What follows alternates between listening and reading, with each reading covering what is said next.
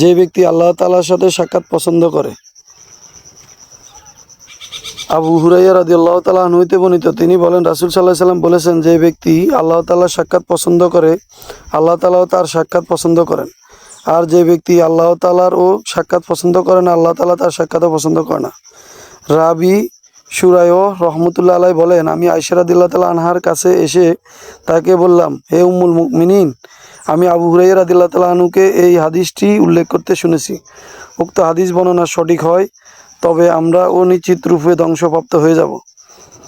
আয়েশা রাদিয়াল্লাহু তাআলা আনহা জিজ্ঞেস করলেন, সেটা ও কি? তিনি বললেন, রাসূল সাল্লাল্লাহু আলাইহি ওয়াসাল্লাম বলেছেন, যে ব্যক্তি আল্লাহ তাআলার সাক্ষাৎ পছন্দ করে না, আল্লাহ তাআলা তার সাক্ষাৎও পছন্দ করে না।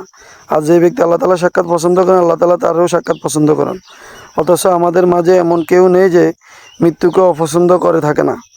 আয়েশা রাদিয়াল্লাহু তাআলা আনহা বলেন, রাসূল সাল্লাল্লাহু আলাইহি ওয়াসাল্লাম অবশ্যই এই কথা বলেছেন, কিন্তু তুমি যা ও বুঝছো তার অর্থ এই নয়, বরং দৃষ্টি ও ঊর্ধ্বমুখী হয়ে যায়, হৃদয় স্পন্দন বের হয়ে যায়, পশম সমূহ দাঁড়িয়ে যায়, শরীরের রোমাঞ্চিত হয়ে ওঠে ও সংকটময় মুহূর্তে যে ব্যক্তি আল্লাহ তাআলার সাক্ষাৎ পছন্দ করে, আল্লাহ তাআলা তার ও সাক্ষাৎ পছন্দ করে। আর যে ব্যক্তি আল্লাহ তাআলাকে পছন্দ করে না, সাক্ষাৎ আল্লাহ তাআলা তারও সাক্ষাৎ পছন্দ করে না। হাদিসটি নাসাইতে 2য় খণ্ড 1834 নম্বরে রয়েছে। হযরত আয়েশা রাদিয়াল্লাহু তাআলা আনহা হইতে বর্ণিত, রাসূল সাল্লাল্লাহু আলাইহি ওয়াসাল্লাম বলেছেন, যে ব্যক্তি আল্লাহ তাআলার সাক্ষাৎ পছন্দ করে, আল্লাহ তাআলা তারও সাক্ষাৎ পছন্দ করে। আর যে ব্যক্তি আল্লাহ তাআলার সাক্ষাৎ পছন্দ করে না, আল্লাহ তাআলা তারও সাক্ষাৎ পছন্দ করে না।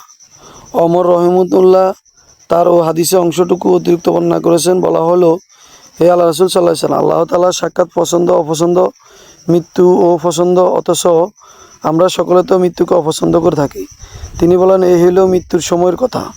যখন আল্লাহ তাআলা ক্ষমা ও রহমতের সুসংবাদ দেয়, তখন সে আল্লাহ তাআলার সাক্ষাতের ও পছন্দ করেন, আর আল্লাহ তাআলার সাথে ও সাক্ষাৎও পছন্দ করেন। আর যখন আল্লাহ তাআলা ও তার আযাবের সুসংবাদ দেয়, তখন সে আল্লাহ তাআলার সাথে সাক্ষাৎ অপছন্দ করেন এবং আল্লাহ তাআলা তারও সাক্ষাৎ অপছন্দ করেন। নাসাইতে হাদিসটি 1838 নম্বর রয়েছে।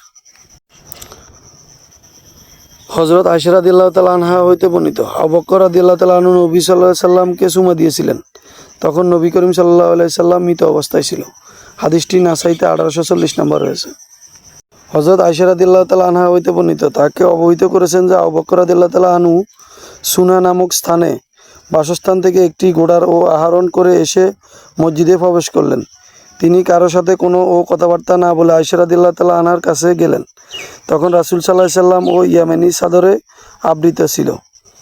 তিনি ও রাসূল সাল্লাল্লাহু আলাইহি সাল্লাম মুখমণ্ডল থেকে তা সরিয়ে ও ঝুঁকে পড়ে তাকে চুম্মা দিলেন এবং কাঁদতে কাঁদতে বললেন, আপনার উপর আমার বাবা ও কোরবান হোক, আল্লাহর শপথ, আল্লাহ তাআলা আপনাকে ও কখনো দুইবার মৃত্যু দিবে না।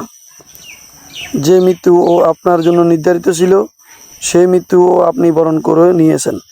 হাদিসটি 1841 নম্বর নাসাই 2য় খণ্ডে রয়েছে।